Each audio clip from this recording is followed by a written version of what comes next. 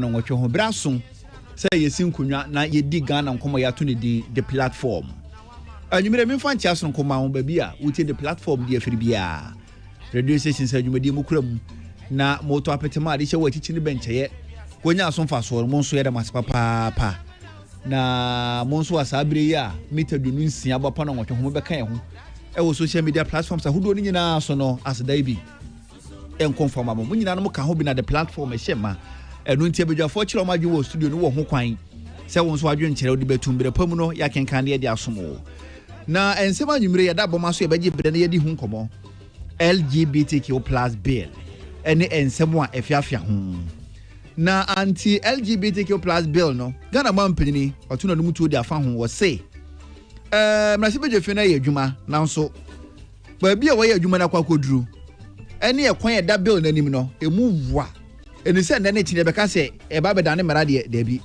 LGBTQ+ bill no e wo kwantwa pa we ye ensemo a Ghana mampini wo John Dramani Mahama odi atudwa na bele hu sanseme na msoma ma sebedwe fie chiame so de atum penfo ma sebedwe fie ni se ohuli so matutu ma mpamirika dodo enti be yo mo santena se biem na LGBTQ+ bill no won sandi hu nkomo biem na ensema ma sebedwe fie chiame de atudwa yi dom kese ba no dani se da adwuma na no ane aye no yen san ya chi nkonko yen san ko dwene bibia ho ade ne ya dwene wie so wo ho so di ho ma sebedwe fie ni hihye ne ye fa so enti esi gina ye na wie aso se na speaker eken message je fe ni baje penie no wasadi hu nkomo biem anampo ni majority leader eken yes ya chinkodu nkomo bia biem de awie ade ni besie we yen se manyimire yi yesi nkonye baje bra na yedi hu nkomo na mpenfo no mudi nkomo eye ni taki kome obekasa ewo so na manyoku NPP di mu Abdullahi Siaka ebekasa wo NDC amanyoku ni di mu Charles Usu wodon so woka na adwen ba bia ade no esese eda no na wode ato ho social commentator wotoso mi ensa mpenfo mi ensa nwumire no besi nkonya wo studio ne wotoso 9 eye wo a wuti the platform 0554 0556700700 0556700700 na wadwen chire no ode afaso ebetom nko ade abrepam ya kenkan de asomo sense the platform de ye no ne di dwumadi epsane yesane safata the cardinal na ya okese watena se dada abedwafo nso Abdullahi wono so atena se yense enche nso na gugu bat enche abedwafo nkan no so beba enuti yense bre yebetwe ho bataw ye bank motwetwe no ebifrase the cardinal na ya okese wa ye ready yetwe ho basisi a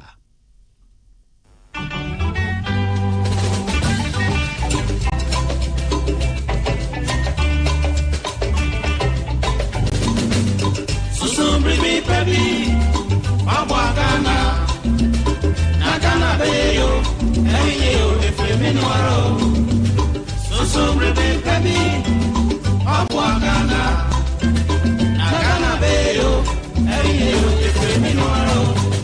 The platform apramen ani apani pompa yiso the platform the cardinal Nana Yaokese sonsontwe sontwi asonsentwe ani nsentwitwi a ekọ batakọ braman ensinukoso ato apetia mantemfi asansa krokotiako the platform sunie asisi nkonnwa asisi adwa amatra nkonnwa atrenufo a bra Nana Yaokese the cardinal tiadwam ewo peace 104.3 FM so the platform odoso puo ha ade doso ensempudiom amanyosam abrabom nsam asetrem nsam ani amansa hodo so nsam ani nsa hodo bia de a ani ne hia Nana Yaokese the cardinal wanina pamfo our the platform dwumadie so wo peace 104.3 FM eduada ni ukwada numre biada efri no nwotwekopim nondu the platform ewo peace FM ensam asisie de aba de akro ani de yatia ni de yehunu ni nyina ne ne wudi na apreto ani ne sombi na yensiai na banu so a ebia the platform chire wadwene bi Ghana ya my Ghana.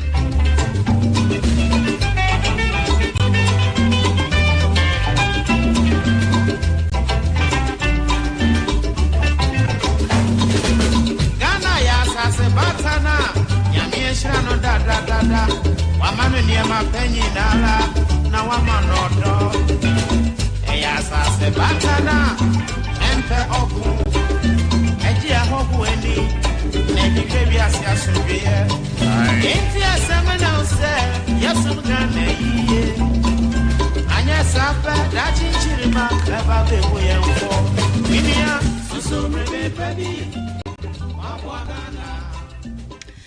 Mabuna jo esan eda obia se adawroma ena platform yewo baby etie enwumrei baby a wutie me baby a wote me nka bia me moajo ena me da wase se wudi afide na to hase peace 104.3 FM so eni dwumadie eni efe the platform ye rebel dwada eni ukuada bra no tweka se bo no akọ na wiye ye ka se Fela FM ewo Tamale Fela 89.3 eno ewo Tamale Rock FM ewo Takoradi Rock FM Takradi Rock FM ewo Takradi na Beyond FM 90.7 eno ewo Enkwanta Oja FM 98.3 wa Takradi after 2 radio 91.7 ewo Bichim Boafo radio 89.9 Seshi Adabukrum Afia Dubiase man 97.5 ewo New Dubiase Yada 94.5 FM eno ewo Tanoso yakata noso ana ahafo Tanoso na Sunyan Tanoso ena afi Awo FM Awo 102.5 FM anoso so ewo Goso stations in Kaye Dynamite ewo Takwa Dynamite FM so ekurem ewo Takwa other stations na akana mo fa show ni nyina sabri aye ka sei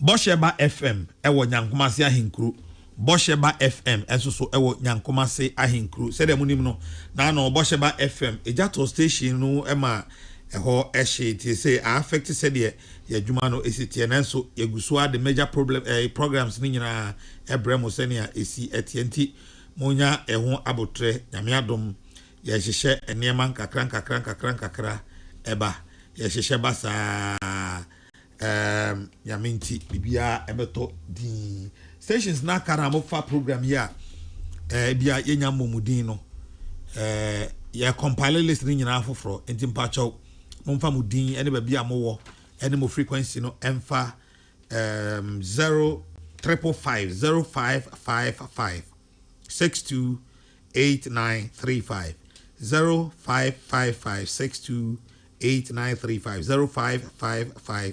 628935 0555 628935 enti monfa eno so emfa ho wodi mudin ene frequency ne babia mo wo na yetimi acknowledge mo na bibia so aye kama anwumre said the man Sadat eka aye no ye ba be din komo LGBT plus and matters arising na no ye ko pass a bill Speaker of Parliament said na uniho eno ma mona mane injinra was say wa free leadership no ma kata say bill no yen sign recall it na yes anye ho adwuma foforo majority leader say NC da grafa de atro no ne atro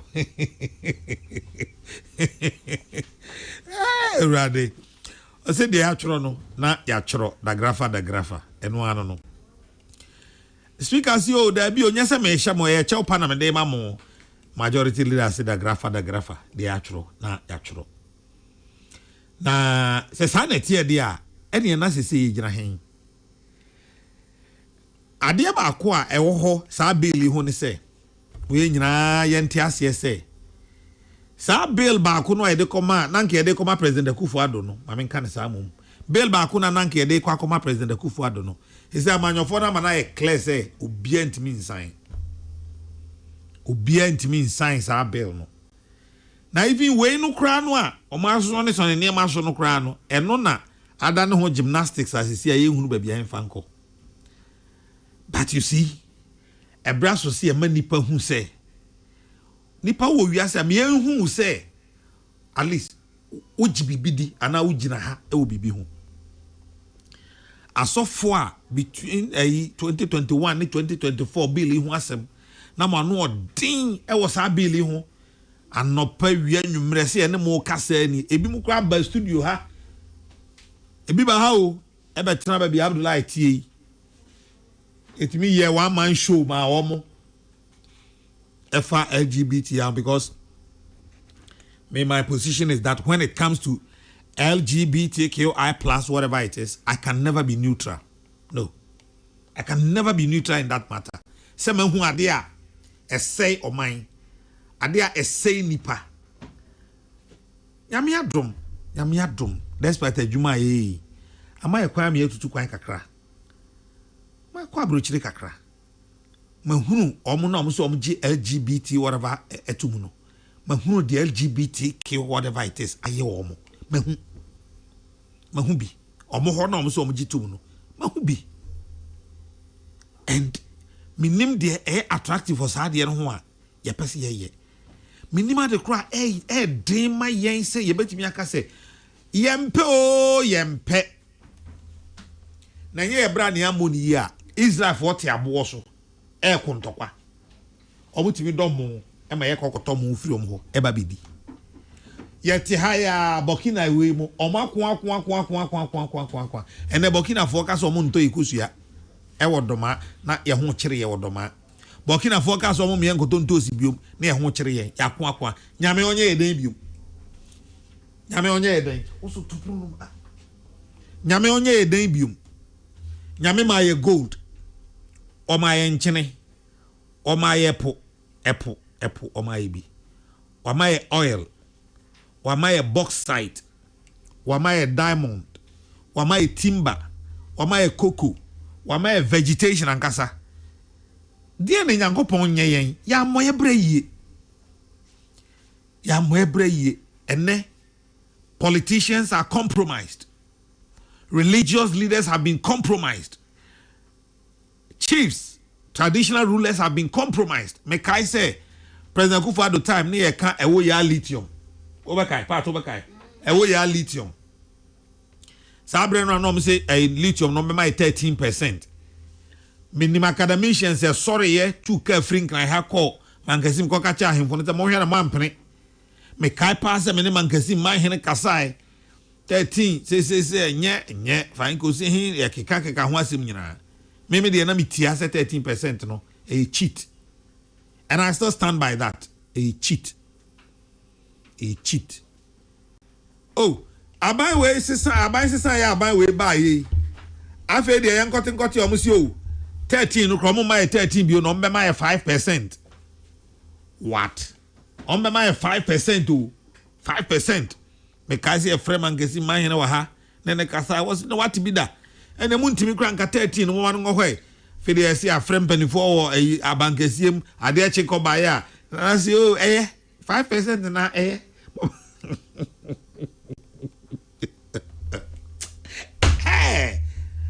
Hey Mati. Ma. But a nyama man for. Ana eyema mo amko Jubilee House no but omo maka ne de enye ma wo mo ya de konkon ho ya to gold ya to anabrofo ya fani nyina akọ rubber e obi wa ha de enie se na no ya no a minimum a bauxite keke kamo sa de koma China for ende gama mu hanke ensre ha bauxite de mo hwe no manfo masema anko ho bauxite ne de mo hwe no manfo masema anko ho kra some of the bauxite Bema China for and the at least Ghana Bauxite Company Limited. Why ya ma yehu? Why show evidence na ma yehu say what the Ghana near obetinya ya yen profitably. Say asin didi on wamsu didi. Inti no ano no tete bauxite ne de aka. Mon fa concession ni nyina ma Ghana Bauxite. Ya aka ni nyina me other 3 compartments aka ni mon fa ma no obetimi aye. Because what so capacity no. Say nya gold board, nya bauxite board so. E bia na Abdullah no mde baka to bauxite board na no. Na bibia e fine. So ya tete ho ye nka hwe. Ye heritage ya boss ye. Ah ye nanu di ja ye say oba wo de en bema. In fact Bible cry say bema e fence bema ho kwa da oba ho. Bible ne kan wase bema ho kwan eda oba ho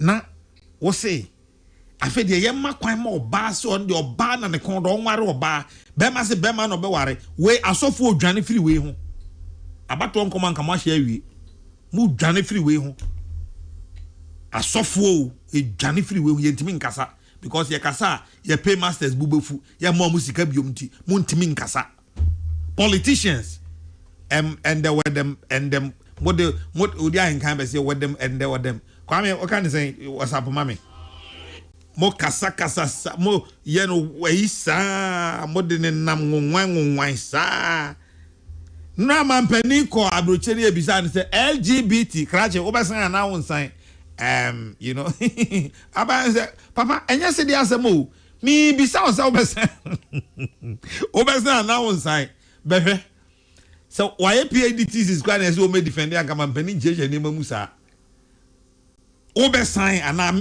on san yes and no obi a wo opposition wo say o ba ya obesan afi de wada ye be dey come on anwumre the platform. But Speaker of Parliament to say, Bill no, quite almost fast so pass here, and yes, sir, and the sign for. It is therefore my considered view that a legislation of this magnitude ought, as far as practicable, to command not merely the numerical support of a majority of members, but also the broad confidence of the House regarding both its substance, and the process by which it was adopted. What is right must be done rightly. Honorable members, I call on Parliament to rely on the provisions of motions and the conventions of this House to go back to this historic and important bill and reconsider it in the way that is truly bipartisan to conform with the convictions and confidence of our people, the initiators of the bill. For the avoidance of doubt, my concern is that legislation of such profound national importance should proceed on a foundation of broad parliamentary support, bipartisan cooperation, and scrupulous adherence to the procedures established by the Constitution and the standing orders of Parliament. The legitimacy, credibility, and enduring authority of any law depend not only on the objectives sought to be achieved, but also in the integrity of the process by which the law is enacted. Ose, emra kese ti se we no. Yentimi mfa amanyokuo bi ne dodo a wo anani tumi a wo nko aso enkase aye ne saa e ade ahuhia. Parliament has been considering. Adia eye no so esese yeye na yeye ni yie. Ne santi e na waka che na sebejafo no se bill no yentwen emra na yensan consider biom ansa na ye ho adwuma. Nanso majority leader say bill no de omo yeye no ekwan so ano no omo ye ni yie. Speaker really is only appealing. He cannot in any way reverse what has happened. He cannot reverse what has happened. What has happened has happened. We have passed so many bills that same way. And indeed, there was no rule that was breached at all. What he spoke about, which is the need for a bill to wait for 24 hours, is something that all the time we handle by a procedural motion, asking for abridgment of time. And if you go and check the votes and proceedings, you will see clearly that that procedural motion was moved and it was allowed by the first deputy speaker, and we moved to abridge time, and then that enabled us to take the bill through the third consideration. So there was absolutely no breach of procedure. Okay. So I'm even surprised that he's raising breach of procedure. Yes, the rule says that we should always wait and do all that. But we've always used this abridgment of time to fast-track the process. So I say, Speaker, they are okay. And your first time I pass a bill, be saying, ya na we nko ade de na ma no ade na ma we nko a eye nwanwa ya sa ne me ya enye first time I pass a bill under sa consideration a bridge form no nye bi ni it is speaker the all Canada and konkusi but said the America no na no man peni ko London and you could be sign say offer wo be sign ana on sign pa jomo die ni you na me njirim. Parliament has been considering it, and it was supposed to have been passed last week. There have been a few issues raised. One, that there wasn't quorum when it was passed. That's an issue that has come up. And then two, there were some procedural lapses in terms of its passage. I just got some communication that the Speaker was reading a statement to address the issue of the lapses in the passage of the bill. Can refer to the Council of State for advice. The Council of State is an advisory body to the President, and so they will take a look at it, and then they will advise the President. And if there are issues, substantial issues that are raised, the President would return the bill to Parliament, indicating exactly what the issues are. And so there's still quite a while to go before that bill becomes law. Yenyansi kura ekwan ewe yanim ansa na sa bill no abe mra patom yensanti ba konkan. Parliament has been considering it, and it was supposed to have been passed last week. There have been a few issues raised. One, that there wasn't quorum when it was passed. That's an issue that has come up. And then two, there were some procedural lapses in terms of its passage. I just got some communication that the Speaker was reading a statement to address the issue of the lapses in the passage of the bill. Can refer to the Council of State for advice. The Council of State is an advisory body to the President, and so they will take a look at it, and then they will advise the President. And if there are issues, substantial issues that are raised, the President would return the bill to Parliament, indicating exactly what the issues are. And so there's still quite a while to go before that bill becomes law. Okay. The President Churchill Muno and what the platform and was so egusua utie. And then a PSC Esther or Jumtuni PSC Esther ne ayawada PSC. Happy birthday. Yanko pon shirawati. Edum kwan na me. Eze busumi we mu de me ex for mu di mu birthday pa o. Monday na me ex wife. Evangelist Diana Samoa the birthday. And then so me ex girlfriend PSC Esther. The birthday. Enti se mu nyina ntina mo ye me ex fui. Mu nyina mo ye ex for. Ma comment na say. Mu nyina nti PSC Esther. Ene wawoda. Ti obi oni PSC bi anka nche ne se me man happy birthday. Na mo nka nche ne se me se ayaka no. Ene de ne birthday nti a suspend it. If each na koni asatwa. Ya toa ayaka ne manson no so nti ofi ochena.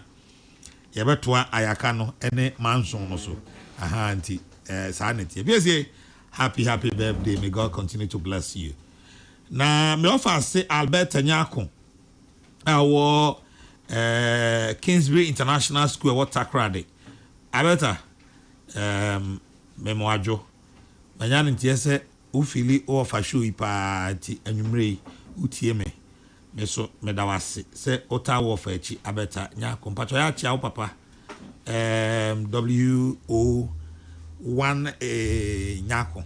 Ya chia no mami why.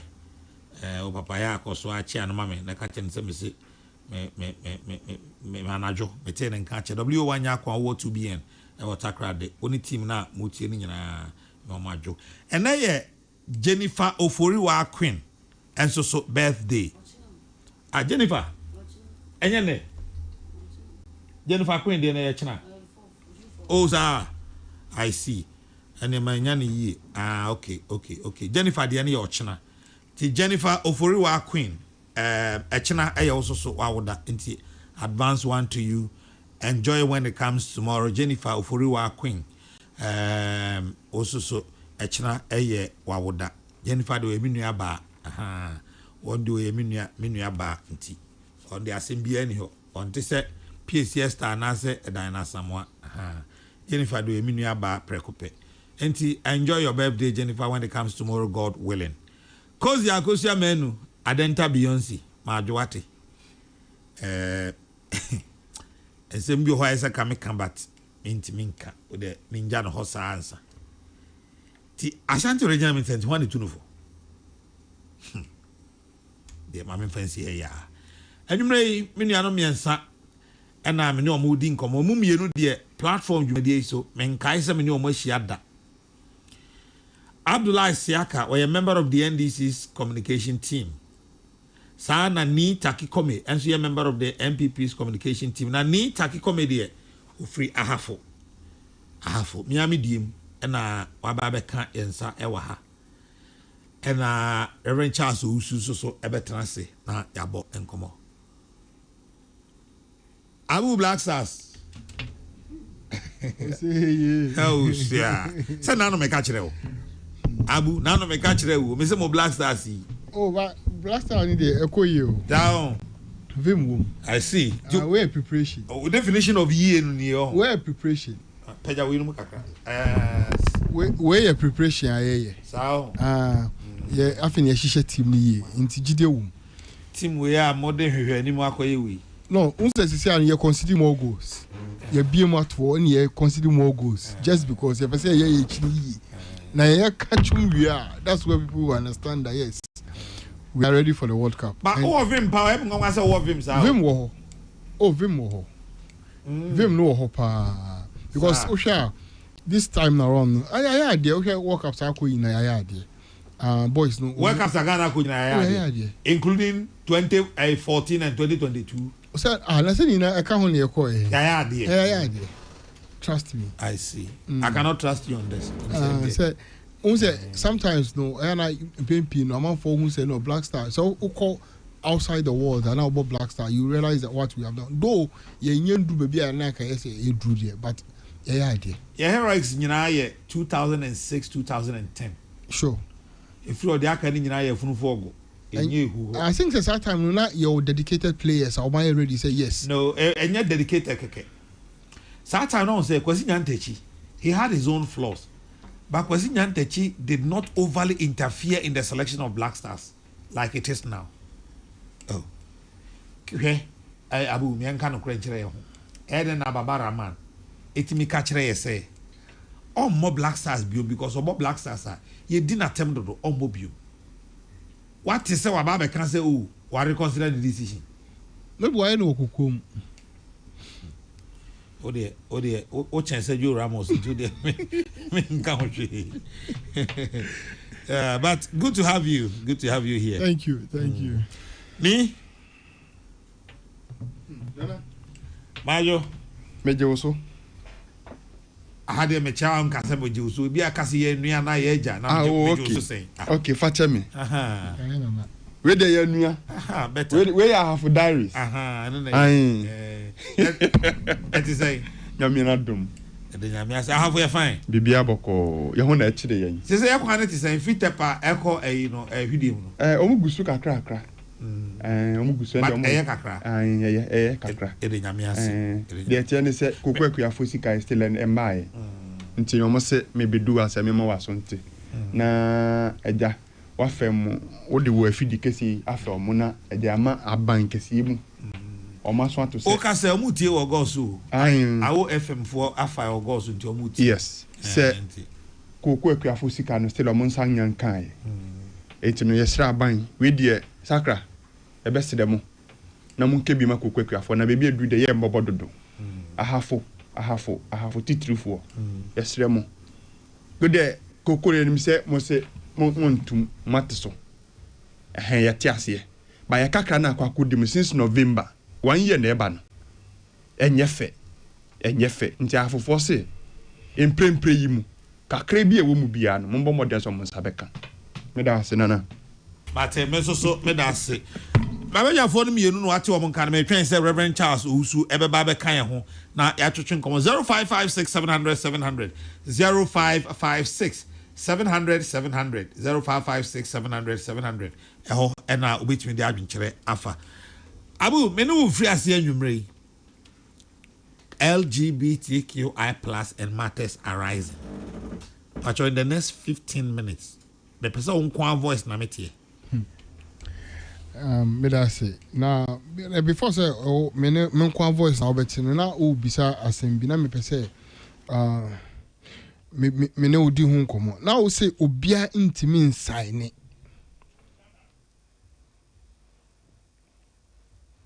me say bail back no a ya force President Kufuor say on sign. It is now evident to say obia ntimi nsaine. And I know how evidence that here where a new bill and I share before say yebe call yasem no so kra no he me kra me nsem where parliamentary okoko parliament omo website any and I you say Human Sexual Rights and Family Values Bill 2025 and no na year adia Henry Sam George voice no me for Henry mama kasa now this is Human Sexual Rights and Family Values Bill 2025 laid in Parliament by Honorable Reverend John Tim Fodjo, laid on 24th February 2026, gazetted on 4th June 2025. Inti bill old one ben now can say obi antimi inside. The old one is not so old one about it's also John Dramani Mahama semen na obesign.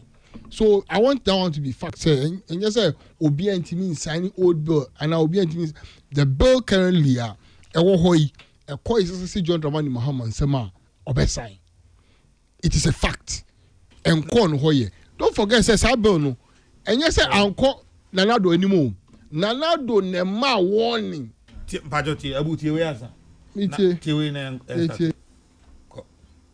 have countries like Kenya who are in the process. In fact, the Kenyan MP George Kaluma reached out to me for a copy of the bill in Ghana. Okay, so they can learn from it and see. He took our bill and just changed the Ghana and put Kenya. Finish. Yes, and that's what is in Kenya, and that's what Kenya has passed. Kenya has passed it. Oh yes, of course. Yes, Our law, our bill. Our bill. Take the Kenyan law and take Ghana's bill and see what it is. So if others are learning from us, and Kenya has gone ahead and is getting disbursements from the same IMF. Kenya is in an IMF program. So those who claim that all of a sudden our economy will collapse, first and foremost, the evidence shows that it is not true. Ghana's economy is not worth $700 million a year because $3.8 million over 5 years. You have countries like Kenya who are. Abu, what the guy? What is saying? I say Ghana bill now mo nanado emaye pamo say man nim no e call Kenya na sign, which means there is somebody who can sign and watch us say Kenya mpo o ma sign. That is it. I don't know offer free movie. I don't know the offer free movie. A clear indication say Ghana bill now nanado reject man clerk warning say man transmitting money office no. That bill has been signed by another nation.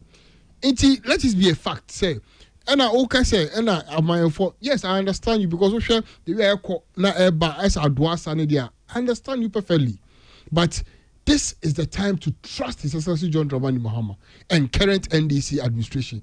And then ye nuamo MPP. Mona mo say yen NDC no. And ya dia.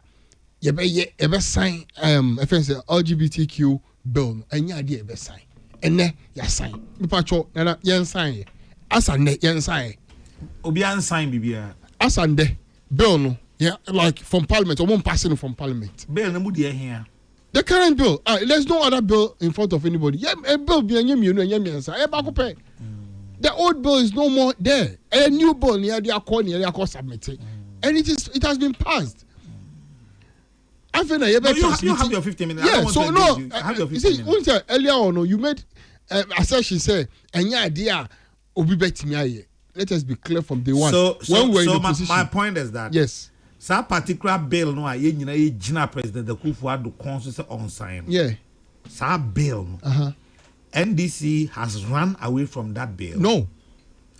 We didn't run away from it. President Akufo-Addo ran away from it. We didn't run away. Has run no, away we from didn't that run bill. away from it. The NDC has never run away from any bill. Have your 15 minutes. Have your 15 minutes. What we did is that bill has expired. And look, omo trust our bill no. Parliament. A new setup and a year consideration. The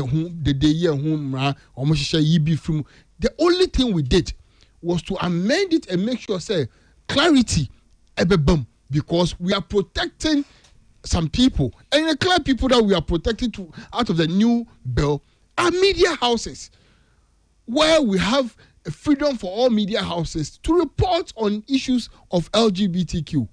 2, yes, say, accuse you or be from the LGBTQ case. Ebetimi ama lawyer ni a defending the pakono na. Those are the things we come to make sure say yebe senior yes in the say yes. Say accuse you of be a any say the pakono want me for lawyer. 2, say the accused person no oko hospital. Ye intimi deny no medical care. 3, say obi eye nhwehwemu bebre e LGBTQ mu a obetimi a publish ya na. Yes, and only here can one say yes. We want it to be clear.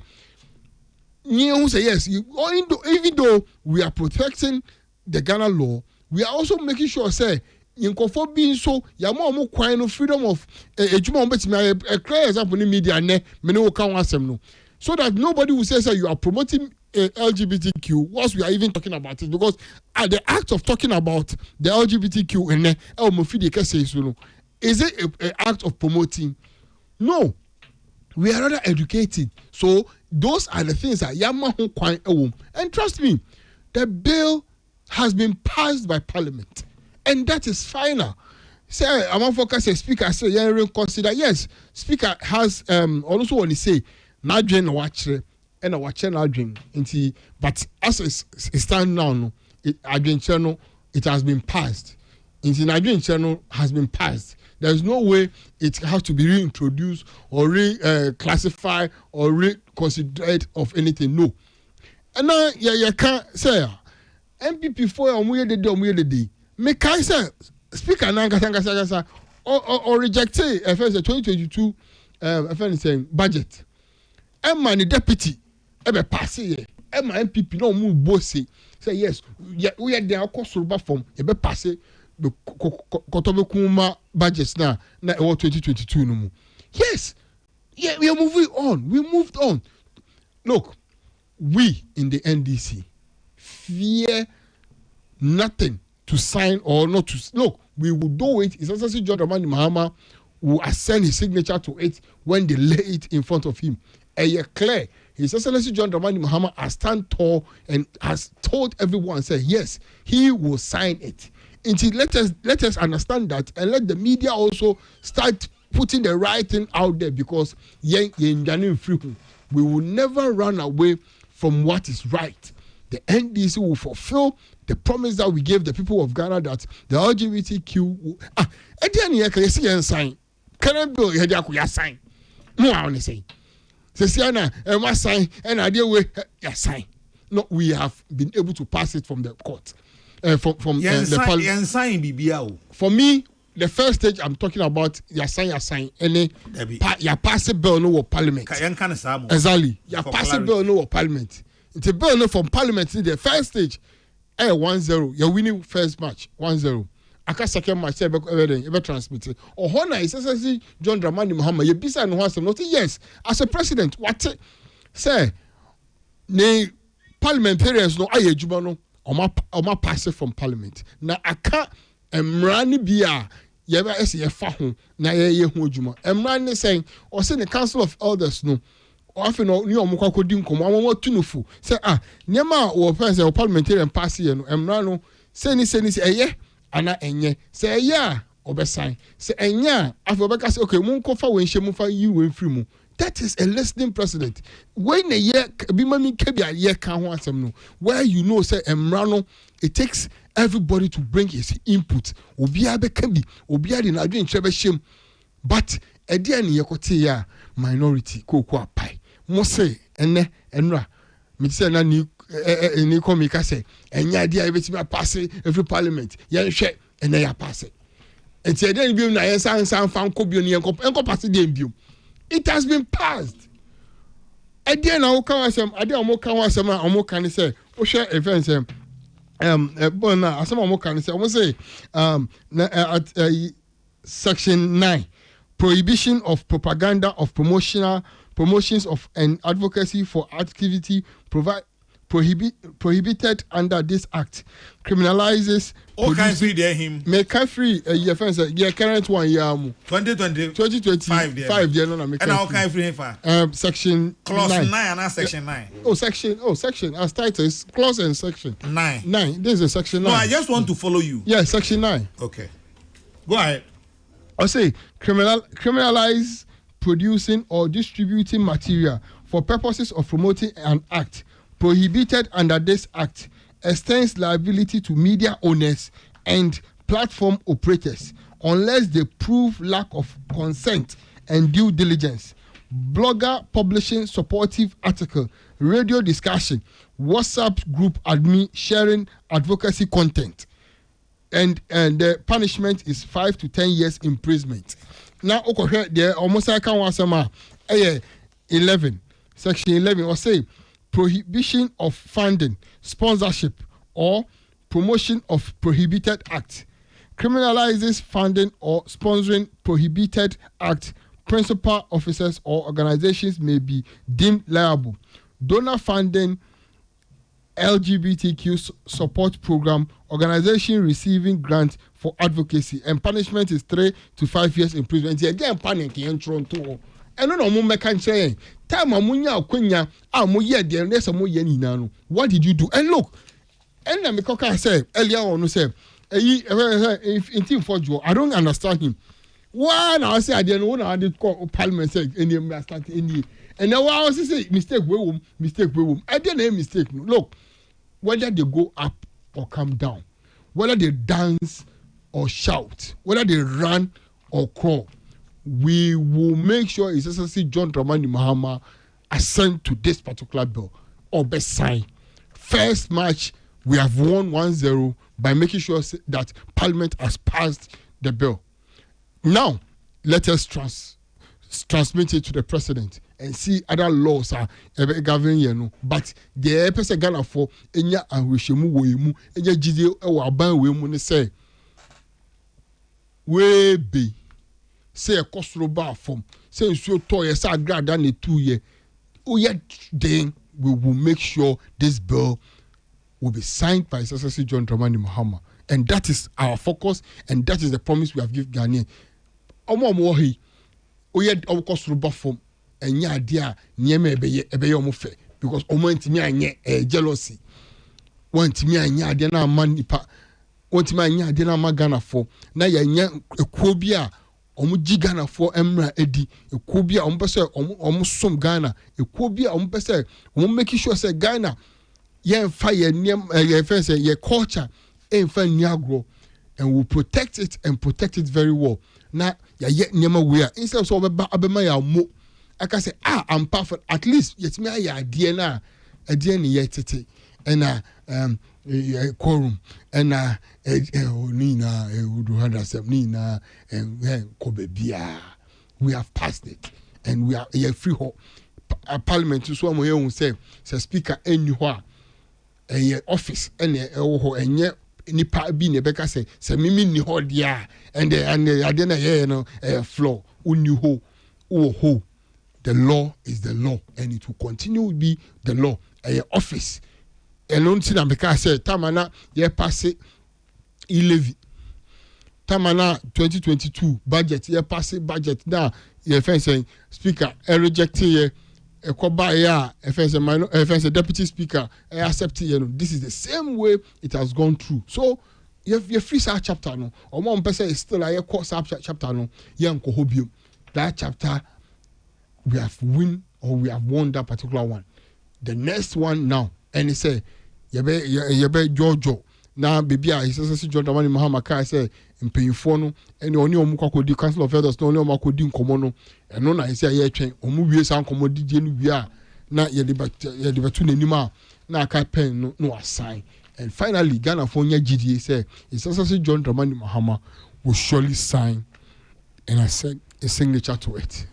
Mate, me dance papa say watchere wadwen e wo sa enkomodie e ho Abdullahi Siaka, who a member of NDC's communication team ono ena ekasa se CIA Eddie Murphy our CID police headquarters Eddie Majo also meteo nka chepa Minia Reverend Charles Usu ewo efie ha enanwumre ozo for Majo nana mejo so Eddie say di onyame ayenie dia otesoro obinti ne so otonsuo bo awia ne bremu enyumre watonsuo na uze nipa di ehia pa kese ba kope niema ye wo bebrebe nyina ba kope ne sombo ni na ye nkwa se wonkwa free wo nsema Obia.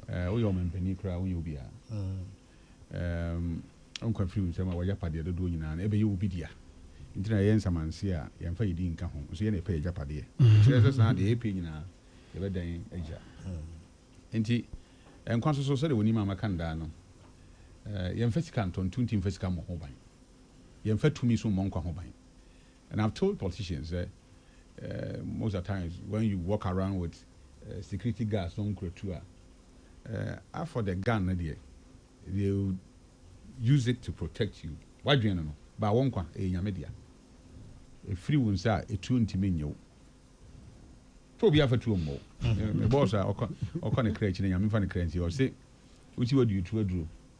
Where the abadru, non chance yes way. For two more, far bar more. The actual assess way, as well you want to run. And it's and qua a idea, a song brought a dinina. Nipa prepen quite and print Japadia. Because Bible said, so what should you cry? Unya we are seeing a million. No, you are seeing Japadina crown for Soviet. It is because I won't Japadina Wanyano, Woony Pano, and I Japadina one for sweating, and more. Was me also what prepared the opinion. I get chi and not the Japadene war now crying in difference. So many what I didn't mention. Mama, yen fa any being boomer rate. Say, or don't ye in my enquan, my holding. Now it is sorry, Coban. Didn't Ubsamia, I said, but that's it. That's what I said. You bring your home adaji. That's the pass or told Safran. You, Maminti, ni come me na mabauso, and you may.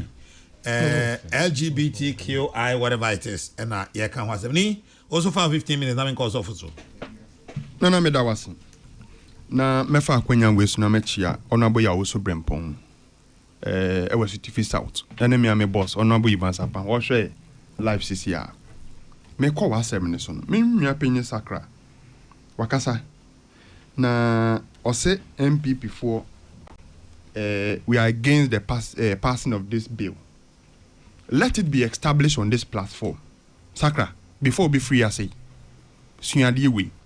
MPP, we are never against the passing of the LGBTQ bill. And I remove bien who are Jen Bebeka say, yeah, we are against it. What we are saying is the principles and the double standard of the NDC, no, and a problem. Sardiano and Ra, say, we are special eyes. Onuma and Yade. One who can you? Are there same special eyes at the man? We say where dear Ed. Nature say one casano, one will be on the quaffo. That is the problem with the MPP. As far as this bill is concerned. Now, what is the issue of the MPP? 2024, you pass the LGBTQ bill. And I raise the concern, be say, bill ya ma passy. And ya bill papa. Didn't enya bill papa. Enya bill papa because okwa your constitution ni mu article 1 honum no article 1 and 2 1 honum no che say any law that is inconsistent with the provisions of the constitution must be declared what void. And then yes sir, it is a parliament chechire mra bia say mra no ne constitution ni boy bra samra cannot stand in any court of competent jurisdiction when somebody contest it.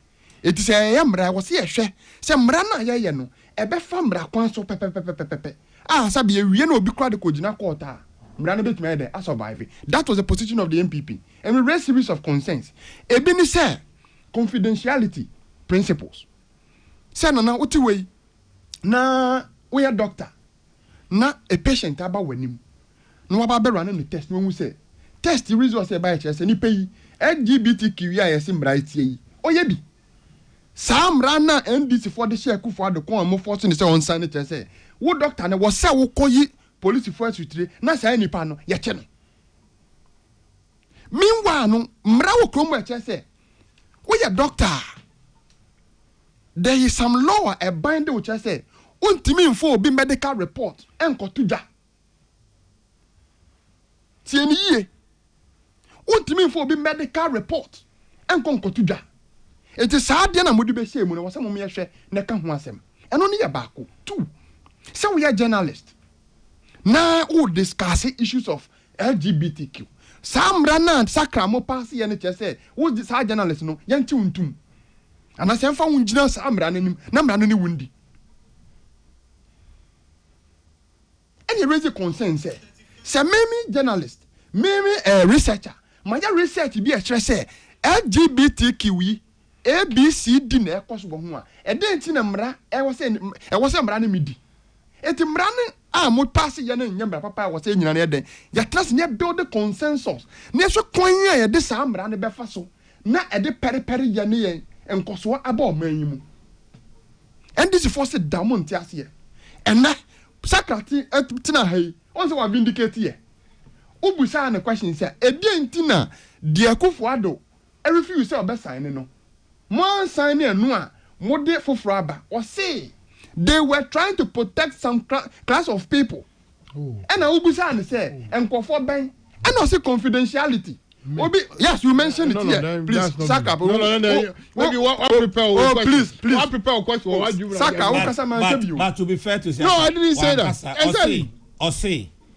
Nipa bi mo te say journalist lawyers confidentiality I want to question one confidentiality or say media house yes or say media houses na journalist dey bia lawyers yeah exactly but me can confidentiality and I make sure say na make sure say previous mrana ye pass here wa kufo do time no sa no ma we nyina no che say we are journalist continent na we fit the case here so enka LGBT ho asem it was in the previous law am pass here den na dem mo se mo protect sa nkofo na sa amendment makwakwa ye sa de na free say ya de ya de papa adentina man fan man pass that was the concern of the MPP mo so mo time no mo na mo ye government mo na mo ye majority yes aden na mo anye sa amendment na man pass and ye choose na me choose say to be fair parliament no nya say obi a wona beti so soon when they go parliament to ye go emra ye de parliamentary proceedings.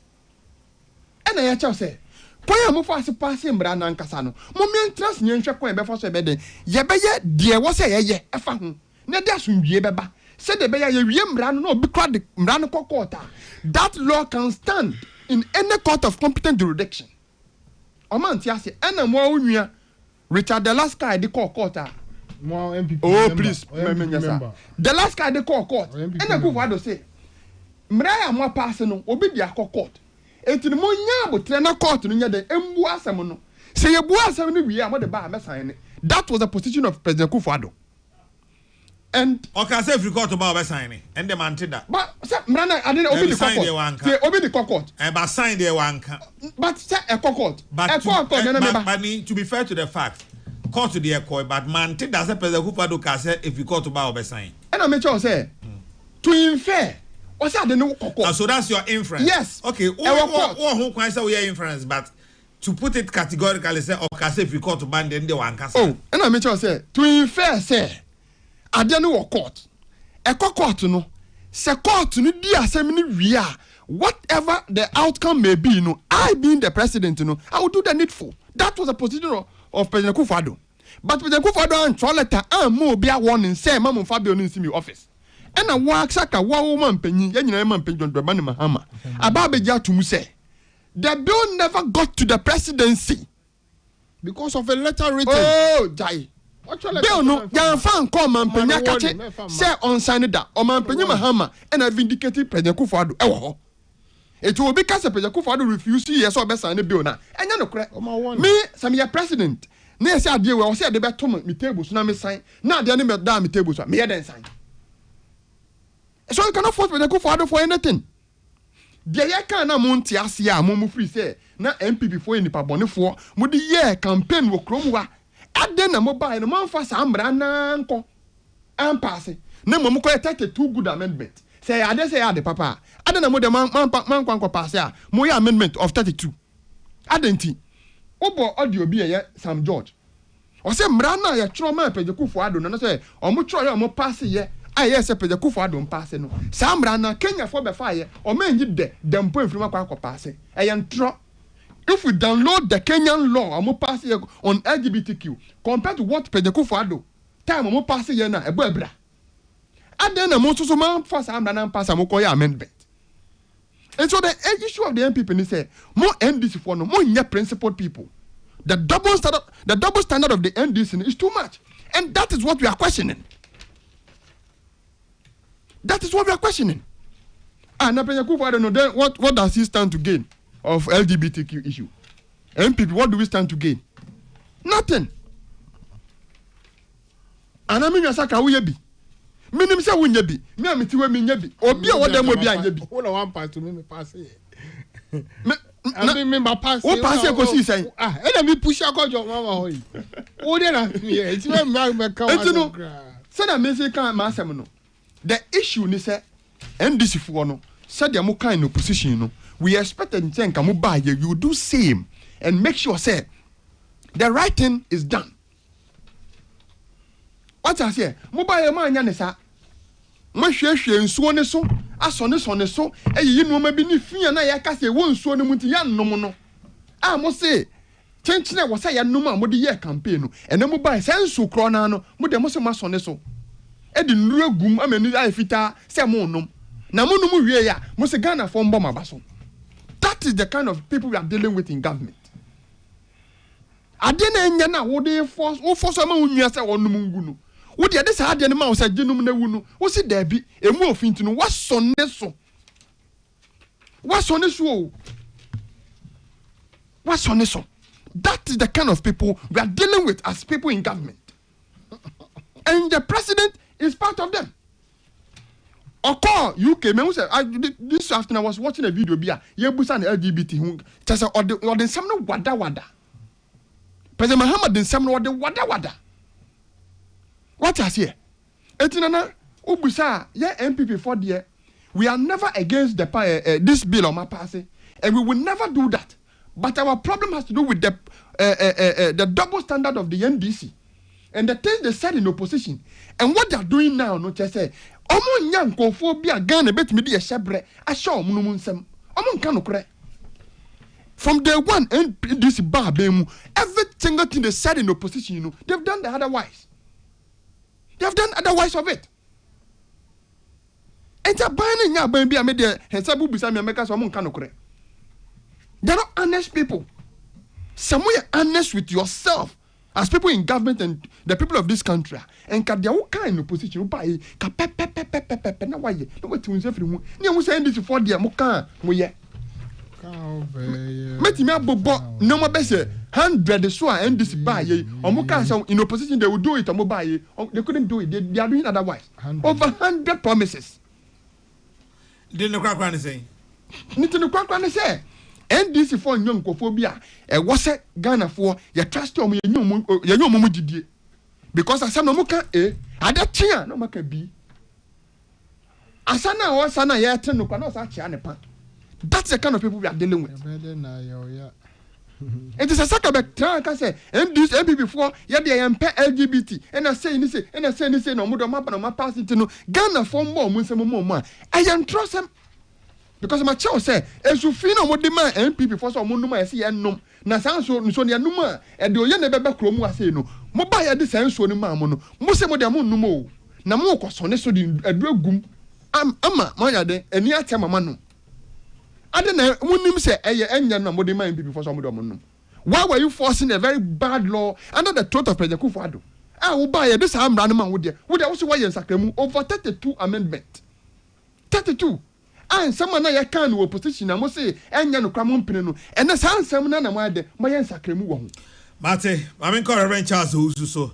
Na yabe sign aba ni abu mpacho your life ni Taki Komi and Oten and Kano, a member of the MPP's communication team. Ono or Ahafo and Abdullah Isaka so a member of the NDC's national communication team. Reverend Charles Ushu on the many non-net platforms who visited. Although Minia Cardinal my phone is Johnny. But that's it. Calling out the Amami and brings so. Which are minion so. And I'm a main now at here for and tears, Mamin Casama in DC, Namin Casama in PP. Then when it comes to LGBTQ, me Casagina me fit so. Maybe Yamiaqua. Now, the minimum say, I did a friend, Bonnie, and I did a Bruni because I wrong. It doesn't matter, Nipa or if it is wrong yesterday, it is wrong today. It can never be wrong yesterday and wrong today. I'm on your phone and you should hear. Right today. I'm on your phone and you should hear. I didn't bet my wrong or China. I didn't change to me right, depending on maybe a Nippon agina. Nana, I mean, by 1.5 years, they may take 4 money in Kanchapa or Mr. Metin and Kanchapa. Dr. Opuni. Reverend Dr. Opuni from Pong. Oh. Yeah, I mean, my surprise. In fact, minim sent to quite dear, Odia Menua na 4 maninum. By Zebra 4 on Cassette, but platform so. But church in Semu, and so the idea kind of Yani Chief Imam Kasama 4 in a many 4 money Chief Imam Kasama 4 in Aba. Or Fidi is so Catholic Bishop Conference me bomb abaso but beyond Jina presiding bishop Methodist Church of Ghana but beyond Jina Presbyterian can say a soft for beyond Jina Minu penny Kofi Odro beyond Jina Yamia soft for Yadamasi even Swaka and Tio money.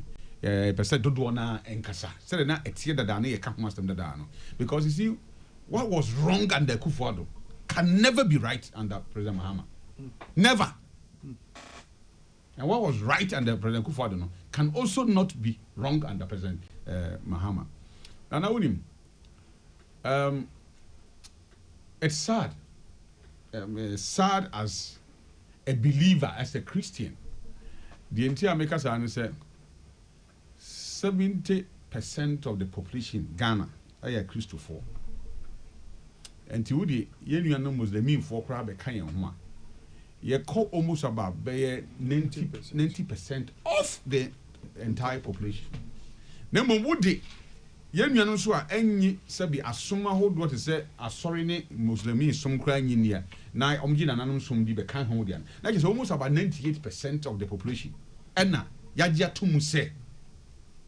Sa adiena oba boama ya tia se so bi ni be man ni be man da go kan Leviticus 18 22 ha oba bo bitima kan metie what's the abomination e kan hosam no 2000 years ago na abomination it can never be right at this time now me say some comfort say mo say ni me tia say we've been here before after passing of bail here we've been here before. Because under Ure Kufuor, there was a bail passed. But they ain't signing Anambwa. Until we have been here before. Now, what is the noise about Yembo Biabaso? What the Mintias has the bail been signed? Bail now, you come out to see, you say, ya pass here. You because the comedies, no. In some of your now. Clearly, me, I am disappointed. Because I've said it many platforms, many trauma Bama President Mahama. Because of his stance on LGBTQ. That's why I'm talking about man. And I will not run away from it. But utie and Comodina, me, I wish that the president would tell us a mean sign. Nankaya, some other akoda. It's about and up to Ghanaian people say, "You be German, your food, you want some bekachi and only in the area." May I wish that the president would say that. When you saw one penny Mahama Bayana, once or Bayana and Casa started says, or no one has more catch Catholic Bishop Conference for different, the catch Christian Council for different. I feel the parliament, I feel no one started come some different. You're about been crying into recently, and can a voice crying, echo from. How I now we will Casafa LGBTQ. Now the end mama cry woman penny you can land in another. It was a straight question. Yeah. I think Kumi also said, you know, or the what is that? Woman penny, are you going to sign? I mean, I feel said, yeah, oh, okay, yes. Once the bill is sent to me as Woman penny, me sign it. But I wasn't surprised about the now when Benny because Nelandi I can say UK interviews here. What kind of first interview or corruption was him? There's no I mean, he wanted to be so smart as a human being, as John Mahama, as president, as whatever. That Oshe, you see a passing bill. Na speaker Becca. Oh, speaker say. Me na me surprise say na me nim say be pass it. Na say consider ya pass it. Majority there say me dey my adwuma awie. Mo pa mo transmitting fan call. Mo so man fa mo transmitting fan call and here one master. As if say he's not a Ghanaian. Yes. As if he's not a Ghanaian. As if he's not a Muslim. Hey, enti ene no just like they are paying enti 2 minutes. At some cry yes some. You believe no. You to actually see all the people in parliament, you know, make my country 99%. Minimum will be audible some the swear, you can say, or say, you can say, parliament. Minimum dear. This parliament by and now, would do much here, who will be ordered or so need GDBR or then I said, an anonymous swear, the nominate agency of man who be. Like I said, 1 year Christonia, no Muslim, Anamewa, Bible chili. Even Islam crowd ye enka ho asem enso chiri the idea be na e koso parliament as I think say enye bibi papa bi ehienti enweme na me ye news na me bisa senti oba betimi afa oba so person warranty odno ko buzum vie se konfoni hira so mo look enti my pass here we speaker ni hu to me and this also obeba minim kan be fa so obeba speaker so say oh me see me frɛ afani afa so mo na ne entrance ne yan kan de ben if the NDC aban we if he say the current state of the bill now ya on my person okay for the state yan fa come president on sign and the reason why I say you Mahama be catch on sign kwan ke be boy ni say what just no catch o say bill ni ba na ho wi a afi no no so because a private member bill nti or dey be man na lawyer for na any na attorney general no makwa akohwem onkohwem wi a ne ma bi o ma se won ti ase a na any na adwen sheda nti susu yi a on so be refer dia koma you can say council of state for na council of state for ehwem wi na ma advice ni wi na say e come back to parliament na come back to parliament na da ben ya ba na no ye Mahama ba ye but so ye 2 years o your 1 year 6 months anambwa yes sir afeni yesi ye kan be no hasam enti me ne ma hu ne say eye ndada asem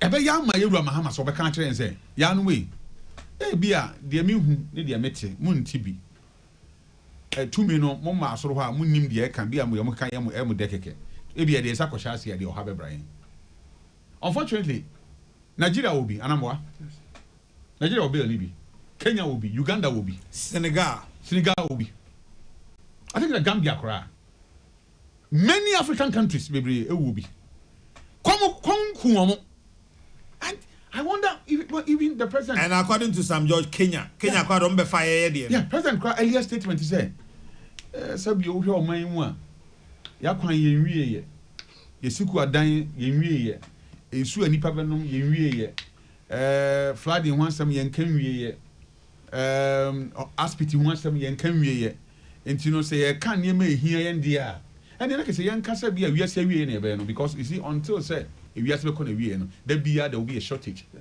onyankopɔn abɔ wiase wayɛ ne sɛ nipa ɛho ntimi nso no da once obi abenya de opɛ bia ne sɛ ɔne nyame yɛ den aba abɛyɛ pɛ enti na yɛwɔ aban adwuma ntoa so adwuma obi bɛba akɔ sabi Rollins came 19 years when Tiban fixed Ghana problem we gave him 19 years uninterrupted 19 good years when Tiban answer for Ghana problem in fact the Adima 80 over 30 years in Togo when Tiban fixed on problem Mabuto Seko Idi Amin Muammar Gaddafi okay Saddam Hussein Mugabe they all had many years but they couldn't within their term of office even 30-40 years now we've been spending I went to fix on problem in anyway and clearly ocean summer ekokosone kasa no because you see asem sabio enipa o hona so nkasa ya hu de woni tim but the APF omampani ano APF the majority leader ani menuanu ma NDC form kasa fa ho ne nse o ka na wiase ohun aya nipa ya nwanwa pa o say bill na both majority and minority under Rio Kufuor ejitu ma ye pass say President Kufuor ye dia homa share ne kon ma me ka ho bi say yesi won fa ne san sha ase no sana yesi enye na ne na President Kufuor boni be na waye na enye den na ye den but na enye nti yenu ma e kasa fa ho say oh 32 amendment dom ye no eboa yen because na ke be chi obi atumo ha go bi ntimi kan we wa when did we realize those things that ben ye hu say these things are share bill no na kai ade e ma ho kwan man kofo bi nkodi hu nkomo nana boni nti na ye mra wa na unim sa nti ne yesa ne ye betima go emra bebre mu ama nkofo anya opportunity to do whatever they want because mra bi e be ye bia no tete nkofo bi fa mo so tell me say whether it's false emra bi e be hye bia tete nkofo fa mo so ana me wa emra bia enti edie na aba ene oh dey na me pesa be kan wasem no because you see me hu dey asi bill look like see a pass kra no ye kire wo ekwan ye da ho a ansa wo mampani kra timi ne sa hya ase a wo ko han kamele kra na oduru da kwan no wa sa na wo mampani pesa wo kire yi because now there enye aban the sponsor but when he came he told us oh private members be no kra no this time no ma private member bia and sponsor bill bia or aban na nkasa kra no e be die ni mu no what sponsor bill no say bia nkofa ka bia den e ma tu obi aso because aban sponsor bill ni dia and ka toni de no abehwem ansana sabio aba nti enko mampani ho no mampani asa akoti a committee of lawyers with the attorney general say emra na ya ye no mo nsa enko line by line mu wia mo member advice me number 2 bills ahodo ya mo dia kwa mo mampani asentia na nsa me hu say ni minister jeje na chi ye bo na baso a ode ne sa hye na mu bia he na ye come attorney general hwehwe mu a ye take committee sign hwehwe mu after parliament pass here and because government sponsored bill ntia ye can be ehia Ghana for na be ni ho ehia Ghana for change the law that prohibit this against an act evil act ye service survey Ebika 98, Ebika 95, Ebika 96. Number 2, 95, any 5%. The NSO. Majority of the people are eating trouble Ghana. Don't want to trouble more Mahama. And that majority of the people say, I deal with MP. Omampeni Samaya. And then Aqua Bibia. I will say, now we are now trying hard to explain to people. Explain what? What are we explaining here? What are we explaining? Me, I'm not faulting anyone. Hey, Omampeni say, young farmer and non-farmer, you got a team of lawyers. I am urging Parliament transmit the bill to him. Nana, or say we are. You better go for that down near the mono not ho near share the woman is that once he has not signed what it is why ye because on sign it and mayor mra sisi aye kan ho asami na sabi amanofo ya madaroma aya mom tias yes sabi enipa dwen na koma ne odo aye di mochi no sabi o yes eni miansa sa o no Ghana to say the acquire and say obi ba abeka cho say to obama mia na so obeka chiro wia wo do akoma shem na to obama ni wia de open obeka chiro God after 2 na ba wi yero mama ohi say opeu say ompeu emfie na ne de obi twa nti whether he signs it or not no we try emfie na ya de ewie cause now no I meet your company. Obi bisa asemi o London say a kwan na expressway so ba be no. So who say kwan na enche so dey ye kwan bibria eche ne yi na o company didi hu komo aka say o kwan na dey to be ba so ne ho intelligence be ba ne yi na kuma se dey ne dey dada na e ho ne dey wo pa na wa kwakofa ho because hand dey obetu eto Naka me party fi an say oh come as get that and there ya do pension bi aka kakra bi me hwa me yeden e ya to aso say wo fi say wo fa expressway no person offer her at least ya ma kwa me bi baby abi otimi dey afaso but then as we speak wo person ko kuma se a wo tu anopa 7 na wo be do anyimre 8 o'clock in the evening that is the Ghana we have today and what is this and there are some na ekosi nti be me de me ka kire omanpani sa de na enye nra na enye ne omanpani wadaro meburu ahobrase mu de na enye owura Akufo Addo penso no enne ntimi nye papa de na ye owura Akufo Addo penso enne soso eye wo hye yembo wo hye ho akada na ye dan enye bibia what you told us no say oba wo de wo penso wo be hwe say wo be sign into law aduane na omo no aye so omo toton yo so omo disiga so so omo yeden yo e bin kwa de yeden yedi nti me de however kwan fa so omo korom ni ho se hwan wo ho me de bill no so omo pass bill no kwa de a ye transmit bill no fa komo mo mpani do mahama na onfa osie nye oyo na de oka kire no over there onfa nya adwuma na until say me omo mpani I didn't have a shakrata as say was sign bill no me de obisa me na me ka kire say bill no ye bill no I can't do my penny until so didn't sabotage here because you see the actions daddy pefe say he is not going to sign the bill because anya sir obi aye pass the bill onye parliamentarian ye mfamra wo no hu mfuntre wo and ye bisa wo say owura president yes mo ye bill on krom na ye de ba wo be sign pajo what is all can so be sign na ba joti so kan so be sign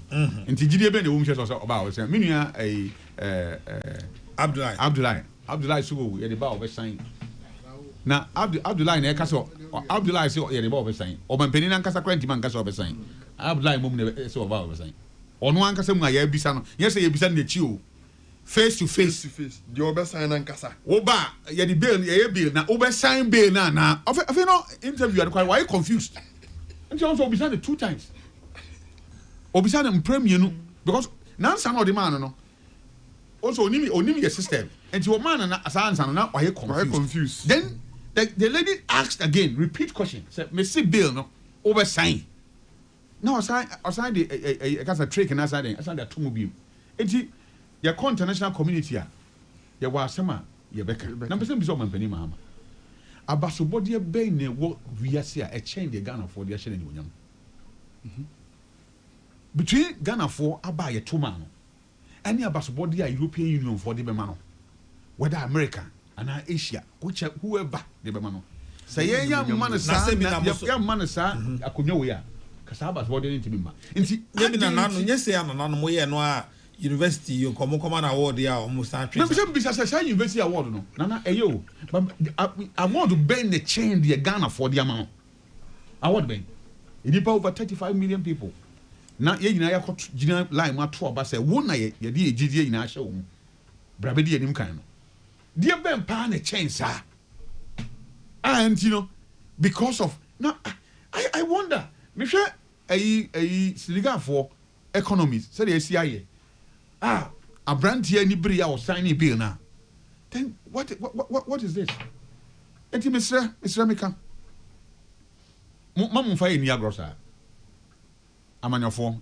especially amanya hotel this year mamon fire koma ani adwen eni agrosa because yenya mofra for what reason say ye can say Ghana dey who say week nru abra sem for Friday emma nti can the next week ebeba na ibeja aka but let me assure the NDC say we will talk about LGBT today, LGBT tomorrow until say Yewura Mahama edi osie be yoyo na bosha wo share Ghana for no obedi so na Reverend Ansana odo anu besikran what of former man can say bill no yempe amended YMBR they know mujina president Akufo-Addo constitution sign almost on pass here because see say many the entire almost sign struggle to do a new bill mentias here because say bill na ko Yewura Akufo-Addo no it was the NDC and MPP at that time.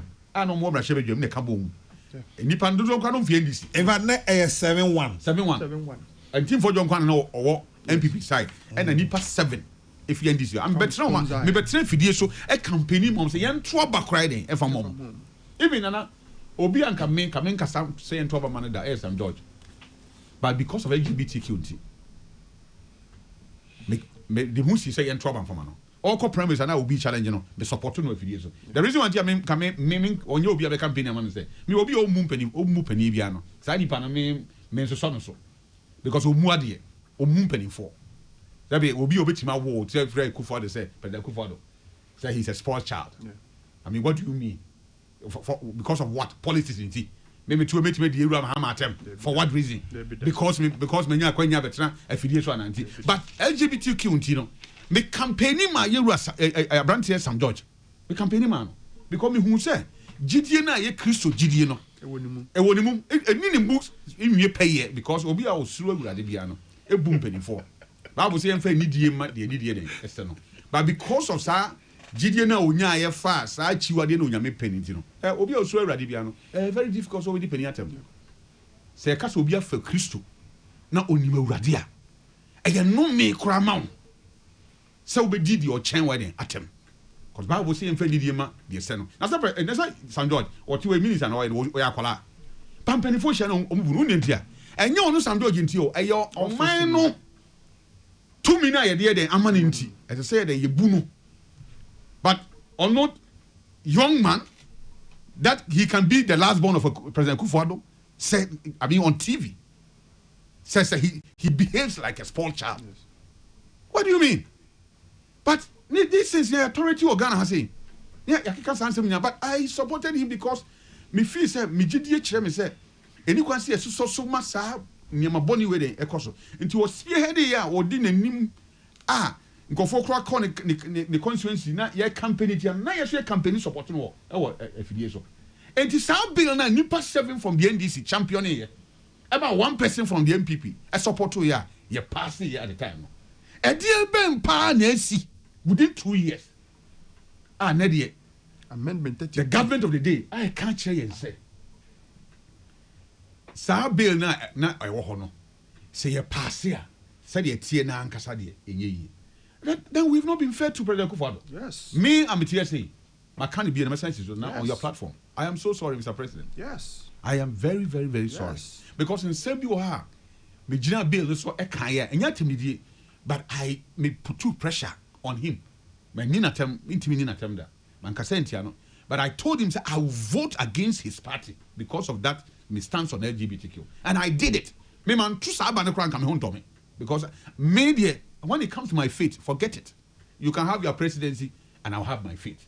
As for my faith, and he me trouble because Yewura Mahama can't say the bill did not even reach the presidency. I said, what? Even though me born abaso because of Kanokre, Yɛrɛ ma ama nfa NCA or obi ankasa bi nka ɔbaa and nka o make comment on it. Say be it an opponent. But ɔka no kore wɔ hɔ sɛ nyɛ saa na sɛ na yɛ hu na yɛte na yɛde gyina so kan asɛm no.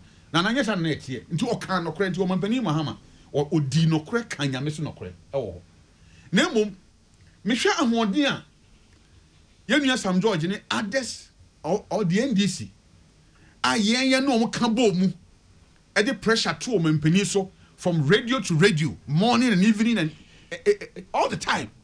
You kasa be rebe nyina na mama yen sesi fam mama yen nim gu ase se sa na che se de na ye nyina na sa ye tumi a ye hwehwe ntia na nya no kore nana na ye tumi ntia na se ya mfa no kore nya adwuma.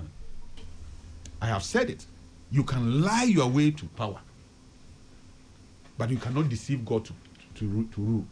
Never. Obetimi adiatro ake kansem amonya tumi. But so we timi sa and tro any nada ada da oso nyankopon de intimi see that. Mama you careful. Mama you careful because what is happening here is like we have a cantata. You hear Sinibi? So now the president cannot sign the bill. And my brother is now explaining to me. I refuse to listen. Because if the NDC hadn't said that, then can no be adwin because consistency yade a ehu hia mama yan ka nokre na de ebenya nyina achi etwama ni pa se owu prekope owu achi atemu ne ho. Okay, ensem bia metete no se enye de but esese me kara yes adenta baby the new site Munim ho adenta yes maybe the new site independent site yana bibre or you. Okay. Na yesusu say nipa bebre I trapped I was dan bi a ebubu wo ho na ejato efie bi mu wo ho ama foni na omode asende me no ano ohye eti pacho say obi nimba bia adenta new site kro no mo kana onye specific send be fire service for no be hu ba bia ani police for no be hu ba bia omde o mani kire because videos na da ha no me twa no me be no be frame to see as no mo call lakeside ho na de on so na see yiri no the car mo tim kra na ejato mu no mo ye fast nti say traffic abakro ye stress obi bia so a ma onim Ghana so nsuo no kura kwa na wokọ nsuo no eba na obi aso nsuo ho de de chen obi a obetima pa baabi apake a pa baabi pake so obeda okam kwa ma de achi na o say wu life a much more better than say obekọ de where wa just metima akọ na obekọ akọ because say anajo enya wia and nsuo no so no say yes say afere say start wo ye kwa no so minim say ablam de monte ye hobi but you said nine na collapse and nya dan ba akọ okay my main consider depend or say multiple people are feared dead, with others trapped after a story building collapsed at Adenta new site. Residents and bystanders have rushed to the scene and are attempting to rescue those trapped beneath the debris while awaiting the arrival of the emergency services. And to think that June 3rd. Yeah, think about it. And June 3rd. June 3rd. And as a drama for so June 3rd, 2015. 11 years ago. Yeah, and as I circle there, no, is here. And today we are going to talk about the same thing. Pamcho said, Obinim exactly sad news site and baby or one. Mon famame, na me fan to just says police station nearby no. I just go police station now. Sure. A police forces on. And because say no, we grab it ma Russia kwa ma diaka kwa san kubuku. Yes. No correct. And you know, when you expect her. Manko. Police from them. In fact, see as manya ntiese ofanko ekwan no. Highway no esi. Ensuo no to en a flooded highway no. Enti esi and even service lane no Taifa junction ho no ade ko musu ho no so na flade ho enti ɛhɔ nso so mo a moko Kumasi Sabri America say kebetimi a momfa form ba momfa highway no because manya ntia say highway no esi enti ɛno so mo nhye ne so ɛma me the ohoro abu yeah part of about 2 minutes be an sorry ko Mitchell na me nua kasa na o ye dede ina na o ka no o kasa onye dede no ntumi na dede no ye aha na no say yenjie ndi ono ne former president ana ye former president Nanado etikrom ha na omamu ha etomam ha na first thing ye pass 11 no ono Nanado ye pass 11 o ka say pa no assign just because na still na time no honorable Haruna Iddrisu honorable Okujeto Ablakwa honorable Mama Yarega no mo de asem no akokot say ya from quorum and other staff said they should not be allowed and he did it. He signed in time or the 10 time sign abra o ka kire say first edu FN say LGBTQ we ya le ko sin o ma won say mo san fam ba unyi ni say enu ntini eto abati a no ya butra ye ba ye say ye wura fie ye kai ho ya butra Nanado I sign or some more from Mampo because as some more court. Just a court in the way no, and son of home the abreno. Some find some breno. So double standard. Into a double standard. The first double standard person our Ghana Nanado. He was not truthful to Ghanaians. You found no tunche or say Ghana for Shebreno. And ye did go Ghana for Domo Shebra himself. And Ghana for Shebreno Mudia himself no. Yebema be any that so be a Ghana for one person could do no, you don't be drew ho. They trust us, they believe us, and will deliver. Now, my Reverend can say, I want Reverend to be fair to His Excellency John Dramani Mahama. Reverend should not hide behind his feelings or the association with one particular political party. Oh yeah, I'm being honest with you because from day one, Reverend Enya Mike till the last end, Reverend did never see any good thing in NDC, any good thing in His Excellency John Dramani Mahama and the current bill. Now, boss, you have a try. Mami Kai Reverend. First bill, and where a parliamentary website. First bill, make Kawa Assembly. First bill, Echo Parliament. The Honorable Samuel Nate George, and submitting in Parliament. He laid it on Parliament on the 29th of 2021. It was gazetted on the 29th of 2021. You know, acquire from 2021, 2024, and you finalize it. How many years? Be fair to us, just 2025. Yeah. Tell to the next, I can't ask me. How many years? Within 1 year.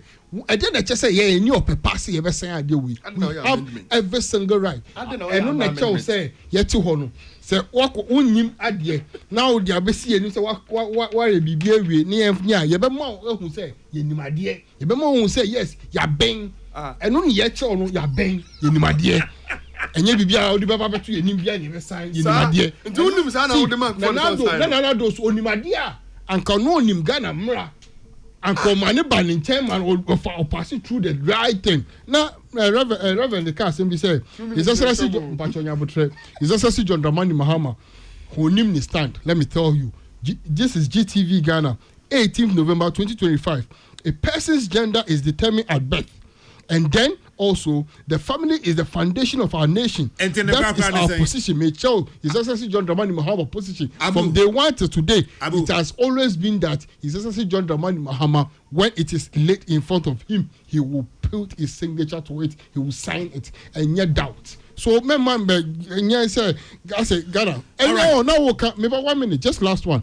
Now, Reverend, my friend says, I'm George, say, Umuadie, or you say. Try, relax. Oka say yamu. Oka say be say. His Excellency John Dramani Mahama. He be say no. Asem Oka say he wanted to be so smart. That was your statement. He wanted to be so smart. Are you telling us he is not smart? Is that what you also tell us that he's not smart? Look, let us be fair to people. Martin, Obi kind of do say, and also Obi kind of say, and just say respect or not disrespect. Sam George has not disrespected anyone. Martin, he was just letting you know his feelings and what he stand for. Abu, be fair to us. Yeah, Wahana Sam George can't say President Akufo-Addo is the most useless president ever Ghana has had, and you think that's not disrespectful? How disrespectful is that? Sakra. How disrespectful is that? Sakra. How? Really? Sakra. See, see, when you use headlines without giving me the context that the person said it, then why you're not being fair to the person? There was a video of this. I said, let me explain to you. Wait. Okay, who explain? Or say, he has even been charitable to say that he is the most useless president in Ghana. Yeah, based on what? Asema kind. So give me that one because it's all one line. Look, so BBC. It's also John Dramani Mahama. Echo events in London. And Okonya interview. I can't watch him say, you say, BBC, and this is what they reported: Ghana's anti-LGBTQ bill to be scrutinized before approval. President says, what is wrong with president saying that it is going to be scrutinized? That is the law. Let us be fair. Madawase, this is the first time I share Reverend. In fact, I have admired him because from he was distance talking for you, so why not? Of an objective mind and views on issues. And today, he has even earned my respect more. Say, render an apology. Can I listen to him? Oh, can I listen to him? Render an apology to President Akufo-Addo. And then on this big platform, he jumped the Akufo-Addo and name. Nasa apology, no. Yeah, accept it. And I mean, him say, don't know more fear or mutie. Ever render same apology to President Akufo-Addo. Say Ghana for say be any President Akufo-Addo any year as far as this LGBTQ issue is concerned. And only one. The fact say NDC buyer or more than any man does not mean say anymore in you. President Mahama Babeka say be on the crown and do President Akufo-Addo catch him po. Because of my word is oh, man just Uncle Nimuda. Abu. Say call na one sign here. It's a different ball game altogether. Wo president, me president, ye nyina president Mahama Babeka say bill ya mo kasa mo de board President Akufo-Addo trisui mo de share ne minute. They are more born in minute in the city. Say on sign no. Say be on the crampono and do the table some poda. Letter. And to Raven, you have earned my respect. You will get this evening. Me did try to walk around. Sakra, I think say manus for say be afen ye nyini ba. No maybe wo hono mu a say enya yanka ho asem say Sam George MPP ni na so disrespect say be o manpanyu free NDC mu a meka ho asem. Remember try and cast Sam George or kan no so be just because or your NDC. I don't think say we should charter that tangent. And fair. Politics of insult, let's do away with that and introduce new thing in our political dispensation. Sakra, I mean, name won't say, sa for ni bi. And to me, she on no more. Nana. Ono na den ho so wonim no. Yo, Matesa na. And na Sakra so nim your platform is wa. Matesa, also otesa. Oh, one cause no otesa. Nana me dey chat kwa no, me boss Joko. Afu Kenya so show pa. Me dancing. Also when you go ni bi omrem bi. Yes. Reverend. Odaro ma ohun. You say obi omoden krana ba omo si say udru adenta barrier na wa fa left. Yes, so far left, cut down on a new site. The Dana Bunu or Kwan Pay. Zabro sign or Kwan Pay and a Ebunti. A Hona, Sagana Fire Service for Munyan Koya. What do you say? Yenny Penny now, dear, but Jodona Okofina will be Papa Catcher say, oh, assuming you have a beginner, the demon terms you useless. I have only Papa, somebody see a crowd. Yes, Uber reacting. They are quick to insult people, fathers. But I'm doing papa no atem. Because you feel cry no ya titi e say waja e kasa. Unka bi. The when your society mu cry no, oni pani nya asema wodi bi mpo no. Yetimi bua ofo no ye din. But today we are justifying atebidie. Mpani mfo. Me dey. Okay. Mpacha you anu see ma we na the clarity aba or say Mawena ko Josefa or say Adenta new site no was West African Senior school secondary school cheap and Adenta new site no into ho and Danashi Mawena medase into Adenta new site near behind was secondary school West African Senior secondary school no into patch of fire for Monshe ho MI. Nana, you're a Mahama. It's much my dream war. Namamu, but me very blue crowd. Some Casama be a tian crowd. Me very crab blue. Toto. E be crazy see that. O man penny. Eh, na me cry me 10% be MP cry. Me call me medium cry yapa. Na obi a wadi MP abidi president. Me mu ade. Me nye bi da. E bi see that. But see I can't say about what soon for so be. I didn't know trouble. And I remember President Kufuor can say what your trouble man say me kasa, but your trouble so me fix the Ghana problem. Me kind of create say me no correct say me support obi a family. Because I buy a 2 year don. Say na ye pay o mempani Kufuor do. Any Baumia essentially Dr. Bamudu Baumia. Amamu a ko be gina nke to an so. You feel said any maybe wa enko yi nti. Ne ye penses aye. Nti Yero Mahama de ne ho be kire yen a. Wodi na niso di hu ba ya ye to obama no. Na ye to obama na ne kwa koda o. Say o mambeni ya to obama wa wie. Di ope bia otimi ye nka ho asem. We will talk about it. And I'm saying that me until say Yero Mahama ever sign it bill into law. Me need to be a. If we say ne ye the actions the being what chairman say Yewra no I already say or person yemra no magana for me can say oh on by less than 2 years no my bill for that na I dey born in the room I feel that ni pass 7 na we NDC man by that time parliament on year bill no or say on the on nim dey for me hwe bill no na ni pass 7 no year NDC MPP di ba ko kan na on nim dey for me hwe bill no na it's asama ye kano look benefo say oh me mwaka ho say no opam abo na se wanya na nchi na se na kan na ka bibi ka ho Ghana fo nyina hwe yenim die Yewra Mahama ka kire ye mfa LGBTQ ho yenim NDC for the wrong boy yenim some kan and I wish that the media houses will begin to play some of their voices. Me voices there. Me nani me chi. I'm from my LGBTQ. Because said me jina no pa na me jina. Say na Yewra Kufuor me the pressure to so on sign. Me the pressure to Yewra Mahama so on sign. Until say obe sign no.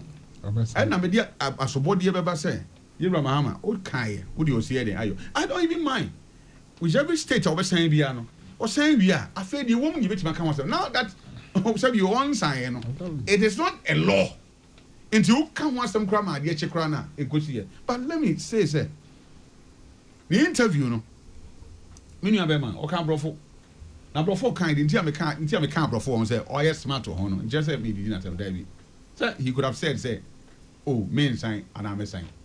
But in order to say, I say, you know, a crapping for no, and I know one more people from one. Or do what time I say, me pacho, so we are boy, pacho, so ya boy, intino, so ya boy, so you there no.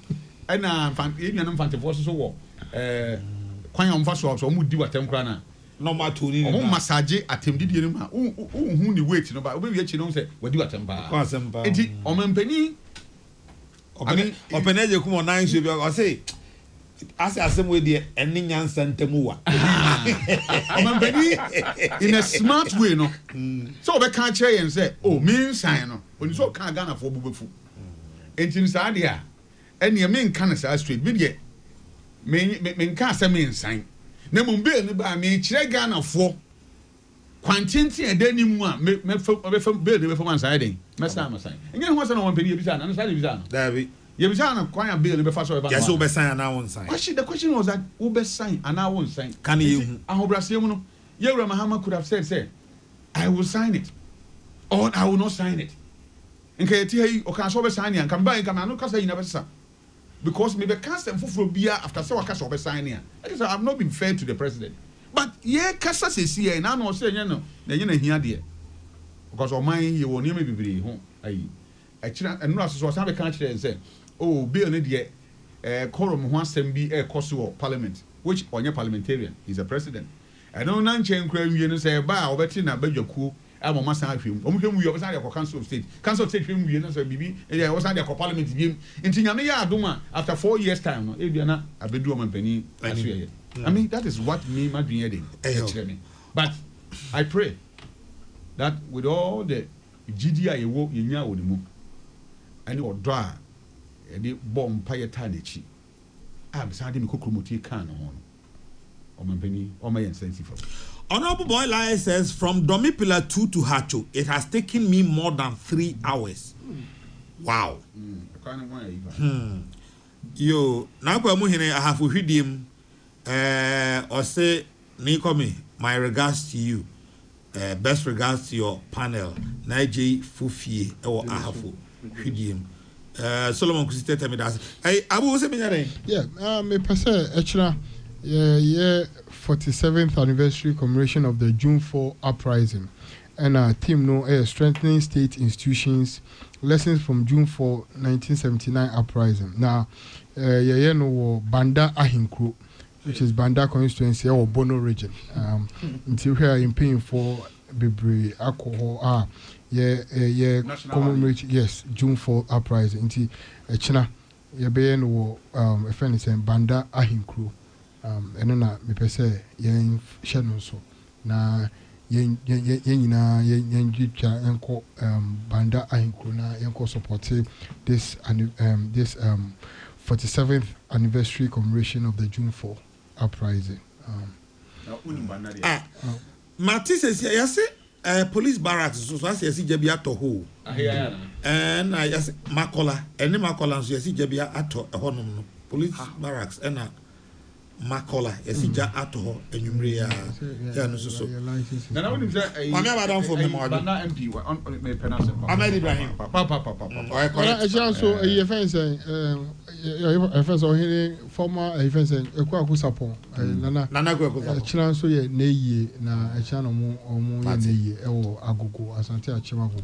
But he, yes, it's all kinds of. I can't say, any dotty, okay, and was a maybe I feel. Aha, Yanni or Henry, a Jana Quine, a Jana Quine, Yanni dotty, a China, a Jana Quine, Yanni, okay, Tiana, it's a papa, a quack sapon, a quine at China. Oh, Santiago Chimago. Marty. Nana, my main chairman, Mr. What do you call it? I can't check Ghana for TSA. You know, baby, I do know. Obiang life here.